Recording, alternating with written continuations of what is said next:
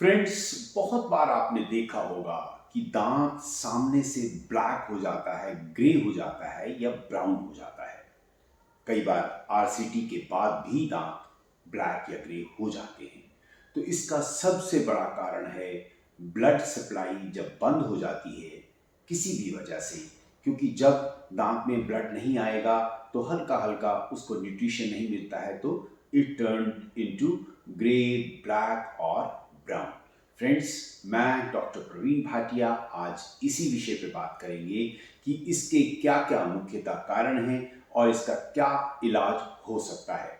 जैसा इस चित्र में दिखाया गया है कि एक पेशेंट का हिट करने से या एक कहें कि एक्सीडेंटली कोई चीज उसके डायरेक्ट हिट हुआ तो उसकी वजह से दांत ब्लैक हो गया है।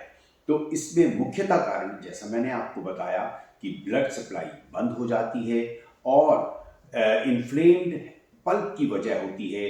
दांत का जो अंदरूनी हिस्सा होता है, पल्प या कहें नर्व, तो ब्लड सप्लाई जब बंद हो जाती है तो वो ब्लड वेसल्स उसकी फट जाती हैं या कहें रप्चर हो जाती हैं और वो ब्लड आपकी डेंटाइनल ट्यूब्यूल्स में सेटल हो जाता है, चला जाता है, तो दांत काला दिखना शुरू हो जाता है।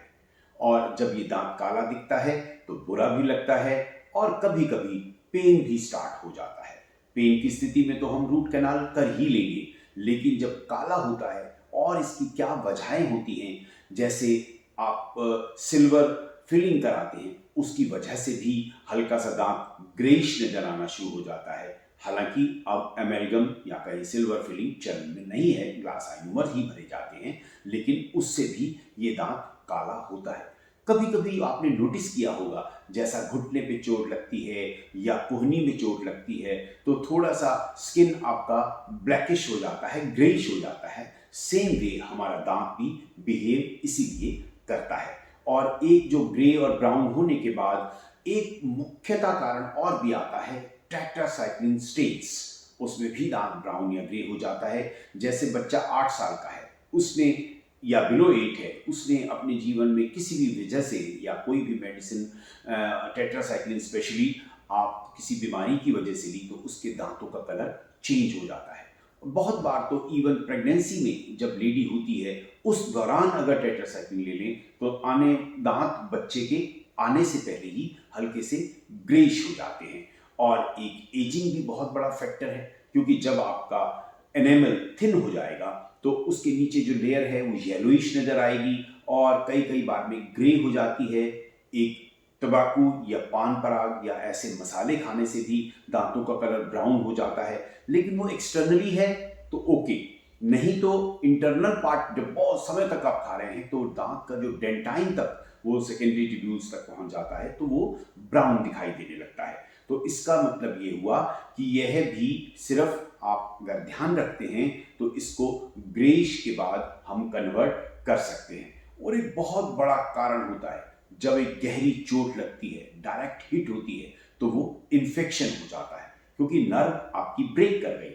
उसको ब्रेक करते ही कुछ समय बाद, नॉट ओवरनाइट, कुछ समय बाद पहले हल्का ग्रेइश और उसके बाद ब्राउनिश और कहीं कहीं समय में बिल्कुल ब्लैक हो जाता है। तो इन दांतों का ध्यान रखते हैं तो इसमें सबसे पहले रूट कैनाल करा लें। अगर हम इसके मैनेजमेंट की बात करें या ट्रीटमेंट की बात करें तो सबसे बढ़िया एक तरीका होता है ब्लीचिंग। रूट कैनाल करने के बाद इंटरनल ब्लीचिंग कर दी जाती है, यानी एक कार्बामाइड पेरोक्साइड दांत के इंटरनल सेक्शन में डाला जाता है थ्रू पल्प। उससे वो रंग एवोपरेट हो जाता है। ये इन ऑफिस वाली ब्लीचिंग से बिल्कुल अलग है। इसको नॉर्मली एंडोडोंटिस्ट बहुत ज्यादा अच्छे से करते हैं।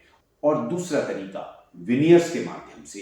It is just like nail, जैसे हल्के से आर्टिफिशियल नेल्स होते हैं, उसी तरह एक सैरामिक का, पोर्सिलिन का कहें, एक विनियर बन जाता है। वो उसके ऊपर अपर लेयर में उसको फिक्स कर दिया जाता है। वो दांत अपना कुदरती रूप ले लेता है और बहुत सुंदर बन जाता है।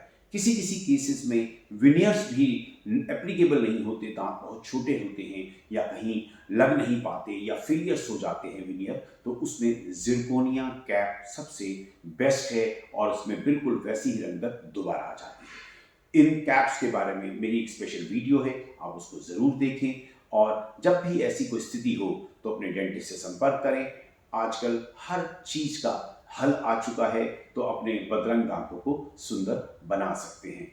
और अधिक जानकारी के लिए मैंने इंस्टा पे भी अभी रिसेंटली शुरू किया है फॉलो करना, और उसमें आप मुझे फॉलो करें। डेफिनेटली आपको बहुत छोटे छोटे टिप्स संक्षेप में आपको मिलते रहेंगे। उसके लिंक का नाम है dental tips by doctor Bhatia.